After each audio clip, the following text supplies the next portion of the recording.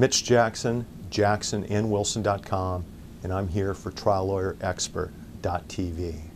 Today we're going to spend about 3 to 5 minutes and talk just a bit about using deposition transcripts, prior deposition testimony in court during cross-examination to impeach a witness. Before we get started, it's important that you understand that most jurors don't know what a deposition is.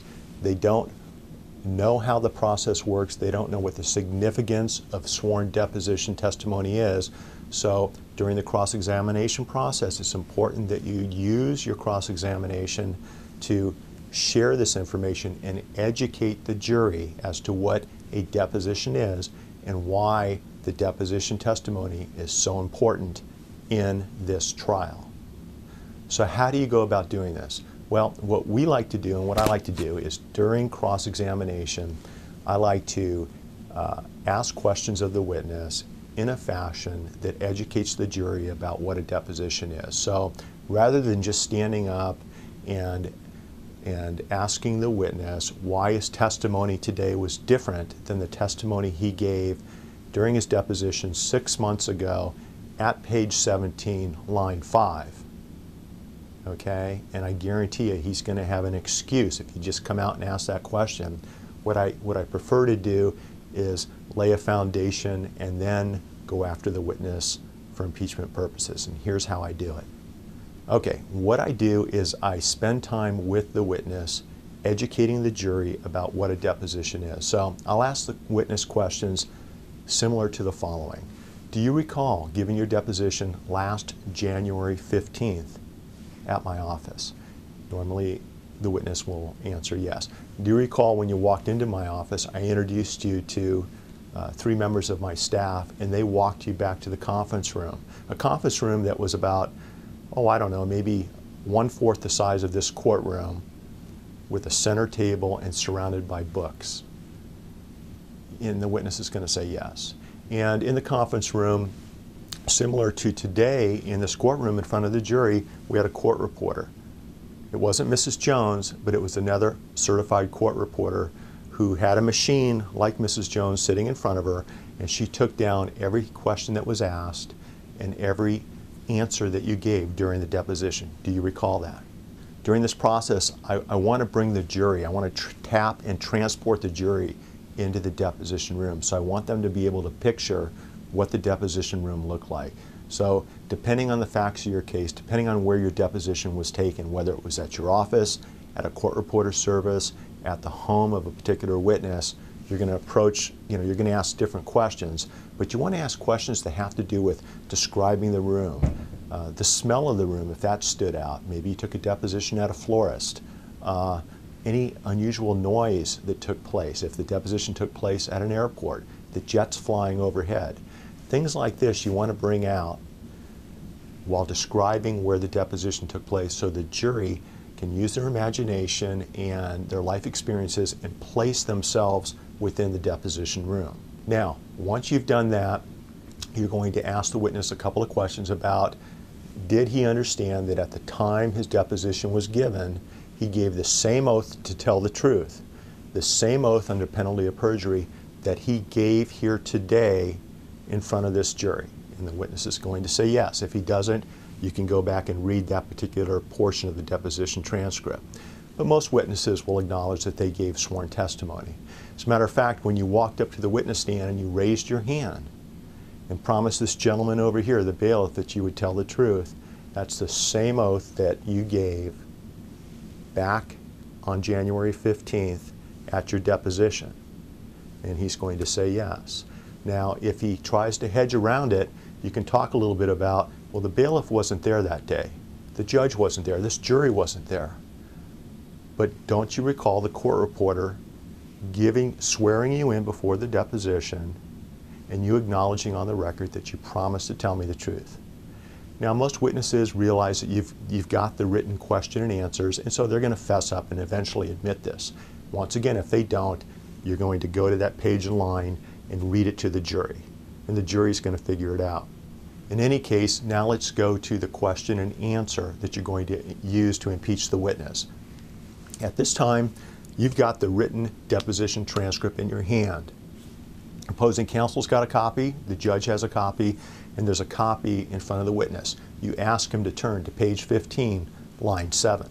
Now, what you do is you ask the witness, are you at page 15, line 7? And the witness is going to say yes. Then you ask the following question. Mr. Jones, when I asked you this question at my office last January 15th under oath, and the question reads as follows, and you read the question verbatim, your answer last January 15th was different than the answer you just gave this jury today. Would you read your answer from last January 15th from the deposition transcript under oath? Now, you stop talking and you let the witness read the answer to the jury. And now at this point in time, depending on how important the inconsistent answer is and depending on what the facts are, you may just want to move on. You've made your point.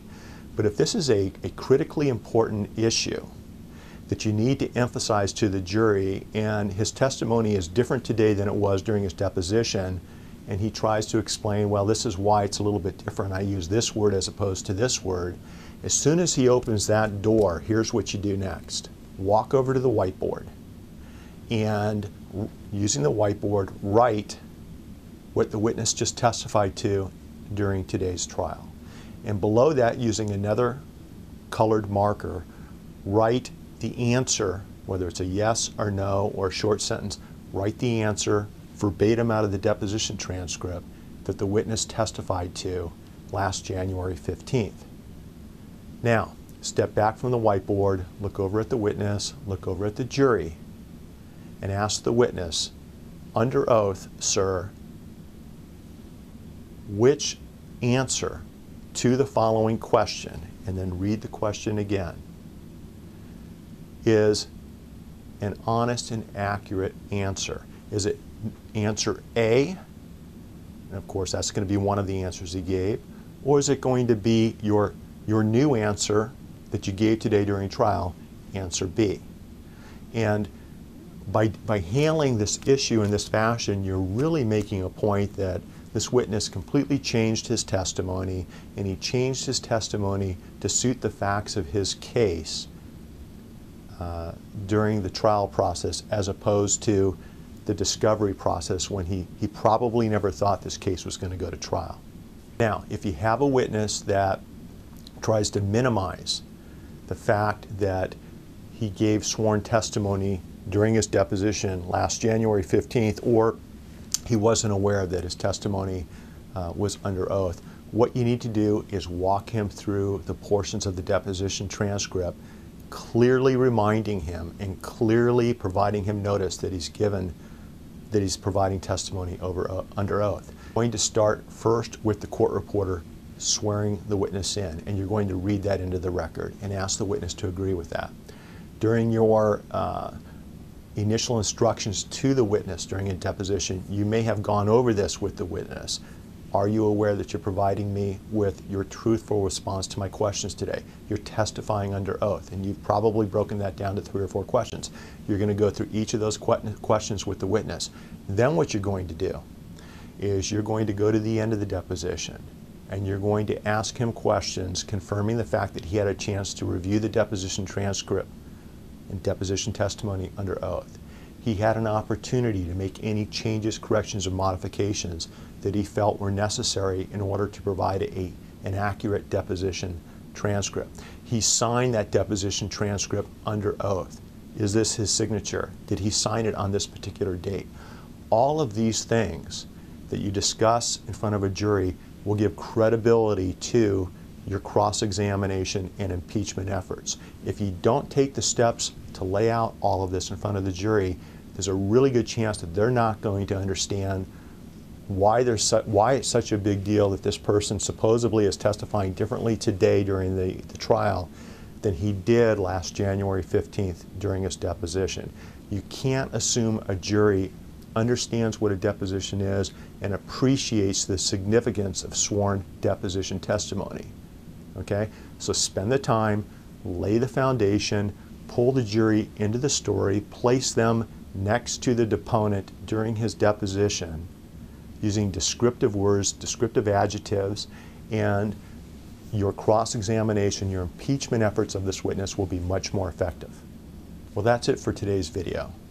I hope you found it useful, and I hope you're able to use this approach the next time you use deposition testimony to impeach a witness from the witness stand. I'd love to have you connect with me using social media. We're at Facebook, Twitter, Google+, LinkedIn, and recently at Pinterest. You can find all these links and more by going to our video trial tips website, which is triallawyerexpert.tv. You can also always give me a call at 1-800-661-7044. This is Mitch Jackson, and I would like to thank you for once again joining us at triallawyerexpert.tv. Thanks for your time, and remember to always make today your masterpiece.